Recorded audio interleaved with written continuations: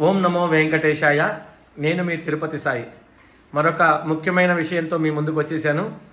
సంక్రాంతి పండుగ రోజు పెద్దలకి ఎప్పుడు పెట్టుకోవాలి అని చాలామందికి సందేహం ఉంది. ఈసారి కొంచెం ఇబ్బందికి కూడా వచ్చింది. దానికి నివృత్తిగా ఈ వీడియో చేస్తూ ఉన్నాను. సంక్రాంతి పండుగ రోజు పొద్దున 8:45 నుండి సంక్రమణం అవుతున్నట్టుగా దృక్ సిద్ధాంత పంచాంగాల్లో మనకి చెప్పబడి ఉంది.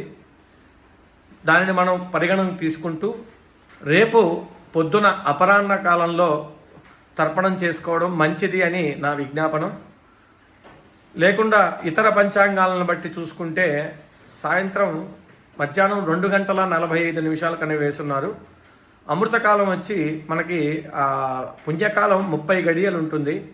అందువల్ల మనకి అపరాహ్న కాలం దాటిన తర్వాత వస్తోంది కాబట్టి అది మళ్ళీ పక్క రోజు అపరాహ్న కాలం దాకా ఉండదు. కాబట్టి మనం రేపు ఉదయం అంటే సంక్రాంతి రోజు మధ్యాహ్న అపరాహ్న కాలంలో పెద్దలకి పెట్టుకోవడం మంచిదే అని నా విజ్ఞాపన.